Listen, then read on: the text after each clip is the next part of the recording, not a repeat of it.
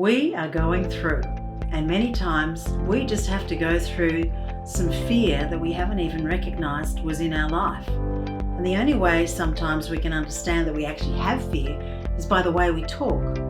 Sometimes we speak exactly what it is that we fear.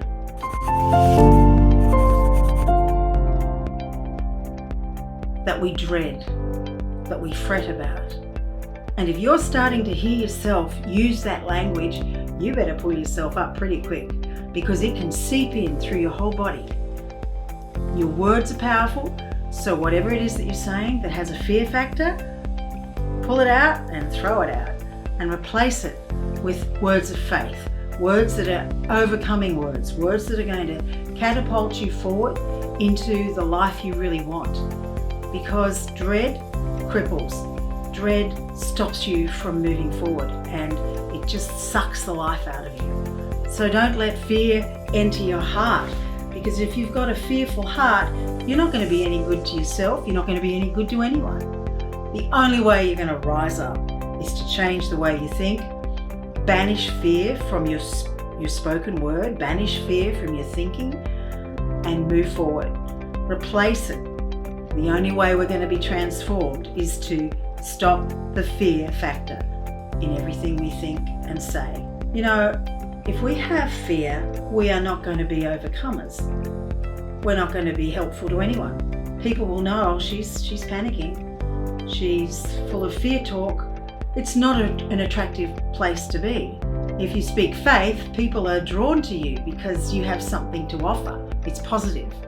It's very attractive. You may know the story of David and Goliath. David was just a small little shepherd boy who no one considered to be of any significance at all. But this giant decided to take on the Israeli army at the time, and David was horrified. And yet the amount of fear that Goliath breathed over that army and over all the soldiers was just crippling. No one wanted to take him on. But David decided, who are you? Yeah, sure, you're big, but I know a God who's much bigger, and my faith in him is bigger than you. So he did what seemed to be the impossible. One solitary little shepherd boy went out there and took a few pebbles, few stones. He knew how to use a sling. He'd been practicing how to kill the lion and the bear to protect his sheep. And this time he got it right. Bullseye, right between here. The soft spot in the brain, and Goliath went down, and David's faith saved a nation. So faith can conquer fear when we apply it, when we practice it, and we put it into our life. So think about David and Goliath, because he was just a shepherd boy that no one thought had it. And Goliath seemed to be the overpowering enemy that was going to destroy them. You can look at life through the eyes of David and Goliath and think about, how big is my God? Because David knew his God, and David knew that Goliath would fall.